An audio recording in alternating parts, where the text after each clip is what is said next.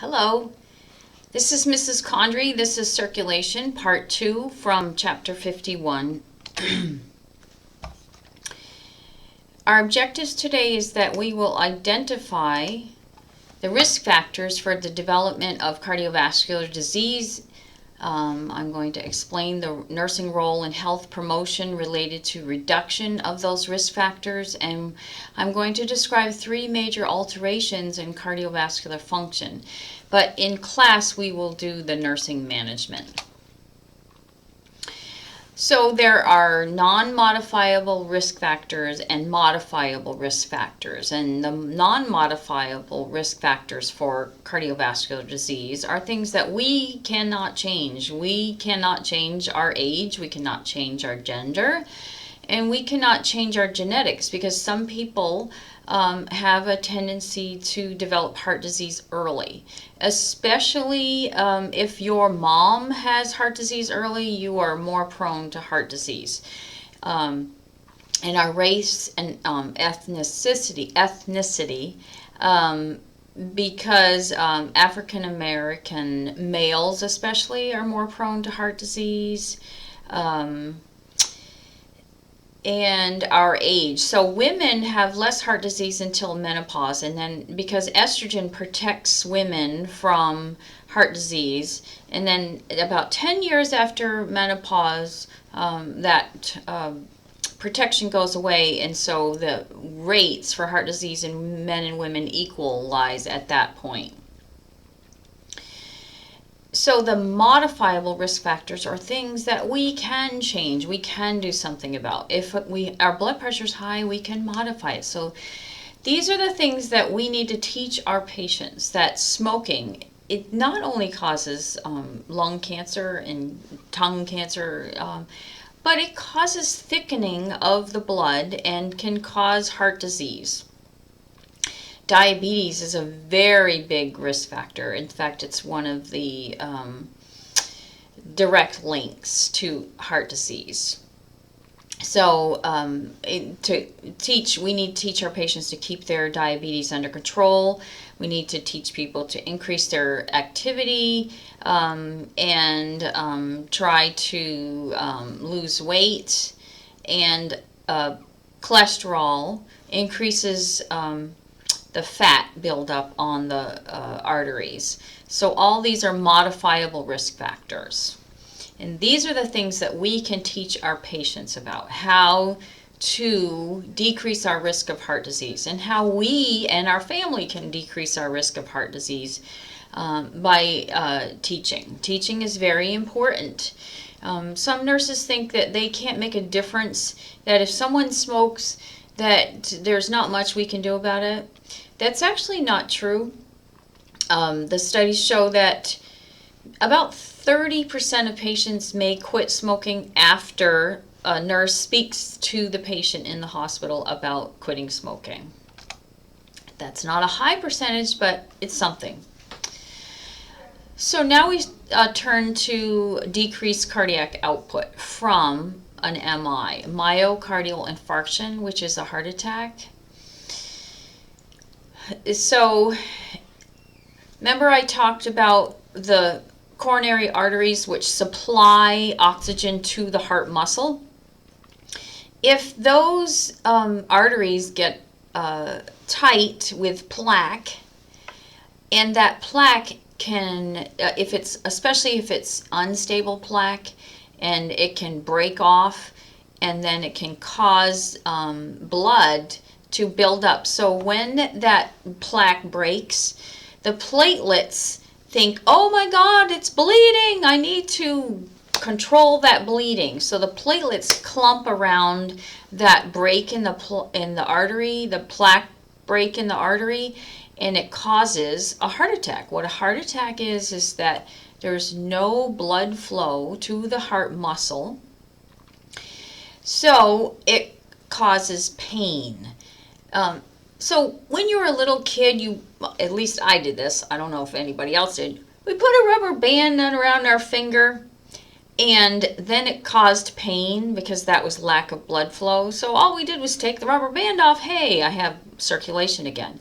Well, people who are having a heart attack, that doesn't happen because there's no blood flow to the muscle. So when that happens, if it's completely occluded, it's an emergency. The patient needs to get to the emergency room immediately by calling 911, and the patient needs to get into the cardiac catheterization lab so they can pull out that blood clot and open up those vessels. So the signs of a MI are chest pain, but the first four are really for men usually. Women do have some of these symptoms, but for men especially, they may have chest pain that can radiate to their jaw and their arm. They can have really bad nausea, and they can have heartburn and shortness of breath, and they can just pouring out sweat. For women, it differs slightly. Women can have severe fatigue for a couple of weeks prior. They can lose their appetite. They can have mid or upper back pain, and they can feel like they have the flu for several days. So women actually have a worse outcome from MIs because it's not the same symptoms, and women don't recognize that it's a heart attack. So as a result, that muscle can die. So this heart attack here is in the LAD, and that's giving oxygen to that ventricle, which is the main portion where we need blood flow, because that's pumping out the oxygenated blood to the rest of the body. So if you have dead heart muscle or dying heart muscle, you definitely have decreased cardiac output. I'm sorry that my words here don't show up because of my face. The next thing that can cause decreased cardiac output is from heart failure. So heart failure is a weak heart that can't keep up with oxygen demands. So heart failure is usually from an MI, or it can be from chronic hypertension or plaque in the arteries. So the heart muscle, it doesn't actually die, but it causes areas to get less oxygen flow, and there might be some areas that aren't vibrant anymore. So there are two types of heart failure, right-sided and left-sided, but left-sided heart failure is also divided into two categories, but we'll talk about right-sided heart failure first. Are backups in the area that collects the deoxygenated blood. And so the right-sided heart failure, the patients have symptoms of fatigue. They have ascites, which is fluid buildup in the peritoneal area.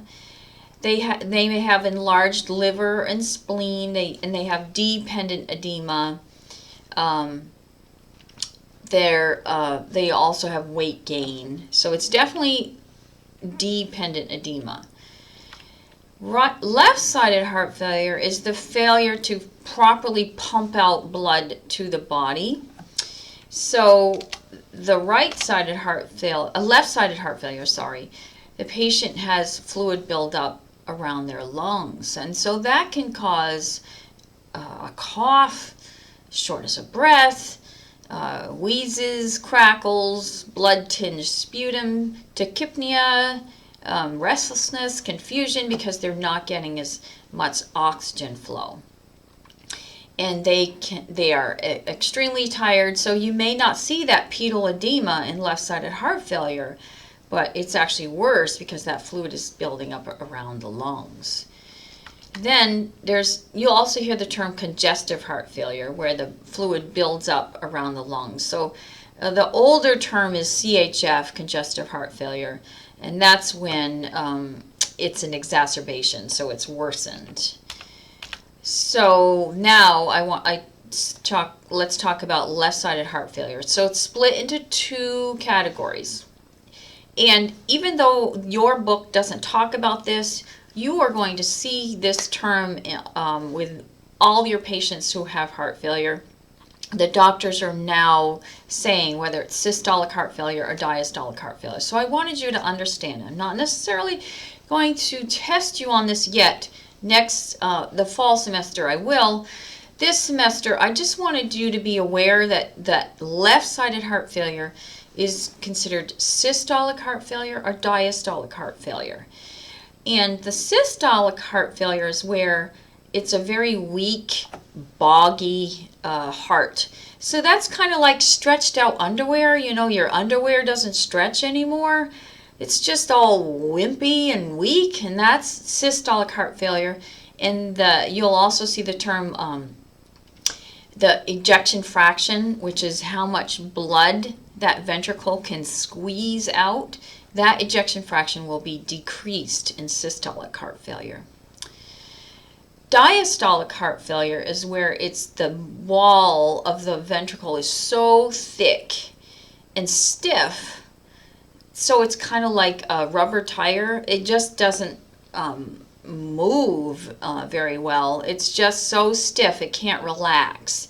So this heart failure, you'll see the term heart failure with preserved EF. So the ejection fraction could be normal or slightly decreased because the amount of blood that ventricle can hold and pump out is the normal amount, except that it can only hold, it can't hold as much. So this diastolic heart failure, the ejection fraction might be normal, but they're still in heart failure because they aren't able to squeeze as much and it can't relax. So less blood goes into the ventricle. So those two terms I want you to be aware of, so that when you see patients, at least at Palm Bay, we see tons and tons of patients with heart failure. And so I want you to be aware that systolic heart failure and diastolic heart failure is left-sided heart failure. So other conditions that can cause decreased cardiac output are an irregular pulse. So that would be somebody maybe in atrial fibrillation, which is an irregular heartbeat where the atrium is quivering, or can be extremely tachycardic or very bradycardic pulse, though that can diminish cardiac output. If there's congenital heart defects, some people are born with heart defects, so that can definitely decrease your cardiac output. Bacterial endocarditis is an infection on the valves, and it can be caused by rheumatic heart disease, and that is with your age group you won't see it as much because there are antibiotics, and that people get antibiotics for rheumatic heart disease. For rheumatic fever. But with older people, they may not have had those antibiotics around. And so people with rheumatic fever may have affected the heart valve and can cause it not to close properly. Also, it can get infected from someone who is using IV drugs, or like a pacemaker that gets infected, it can infect the heart valve. So there are many reasons why you can get bacterial endocarditis. It's not necessarily just from someone using drugs. I talked about rheumatic fever, and then if they have valvular insufficiency or regurgitation. So this patient their aortic valve is really calcified, so it can't close properly. And this one is bicuspid, so the aortic valve has 3 flaps. So if you're born with only 2 flaps, it doesn't close properly. So all these conditions that can cause decreased cardiac output. Impaired tissue perfusion can be affect other areas. So atherosclerosis is the most common cause of impaired tissue perfusion. And ischemia is the lack of blood supply due to an obstruction. So ischemia is the term for obstruction, but it doesn't necessarily mean that it causes cell death. It can if it continues, but ischemia can be intermittent. So if a patient has a lot of blockage, a lot of plaque in their coronary artery, but it's not completely blocked, and they get chest pain, so they take a nitroglycerin, which is a vasodilator, can open up the vessel, and they rest, then the ischemia can go away. So ischemia can happen to any artery in the body, not just the coronary arteries. So in the coronary arteries, it's called angina. In the legs, it's called peripheral vascular disease, or PVD. And then ischemia in the brain is, if it's transient ischemic attack, which is a TIA. And a stroke is the permanent cell death because there was blockage in the artery. So the signs of peripheral vascular disease are decreased peripheral pulses. So that's why I encourage the students to get those Dopplers out if they cannot feel the pulses, if they have them. We've been having some difficulty getting a Doppler, so it depends on where you work. If the skin is very pale and the feet are cool, that means that they have less circulation going down to the feet. And especially if there's decreased hair distribution, that's a sign that it's a chronic problem.